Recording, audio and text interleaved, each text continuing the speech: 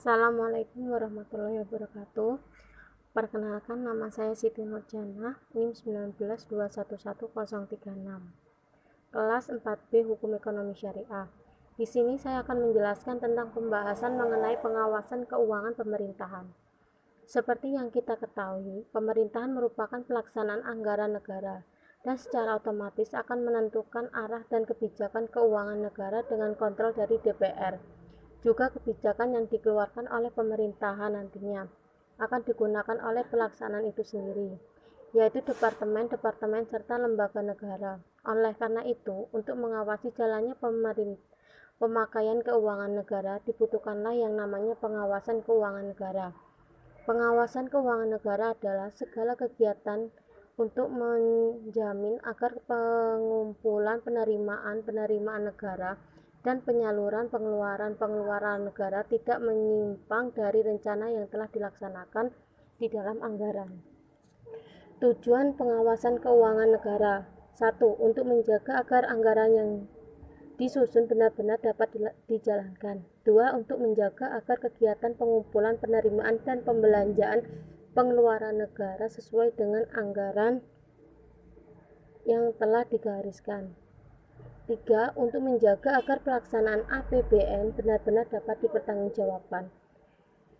Jenis-jenis pengawasan. Pengawasan berdasarkan objek pengawasan terhadap penerimaan negara. Penerimaan dari pajak dan bicukai yang dilakukan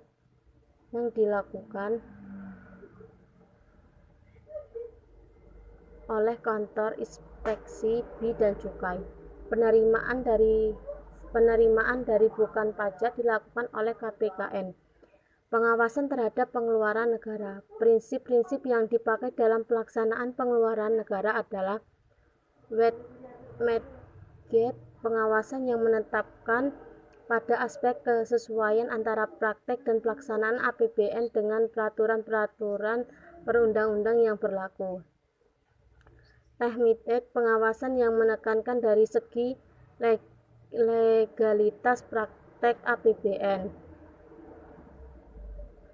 memberikan pedoman bagi terselenggaranya pelaksanaan kegiatan secara efisien dan efektif. Pengawasan detektif.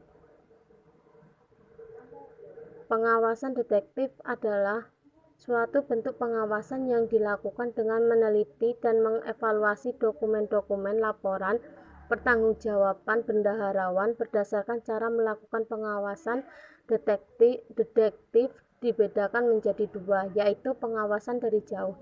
Pengawasan yang dilakukan dengan cara meneliti laporan pertanggungjawaban bendaharawan beserta bukti-bukti pendukungnya. Pengawasan dari dekat. Pengawasan yang dilakukan di tempat diselenggarakannya kegiatan administrasi. Controlling atau pengawasan di dalam bahasa Arab memiliki makna yang sama dengan kata ar-riqobah di dalam Al-Quran. Kata ini disebutkan pada beberapa ayat yang secara umum menunjukkan tentang adanya fungsi pengawasan, terutama pengawasan dari Allah SWT.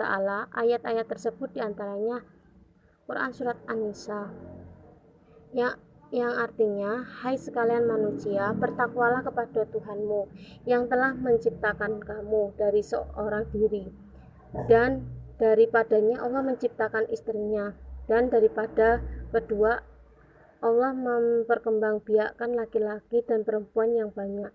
Dan bertakwalah kepada Allah yang dengan mempergunakan namanya kamu saling meminta satu sama lain, dan peliharalah hubungan silaturahmi. Sesungguhnya Allah telah menjaga dan mengawasi kamu.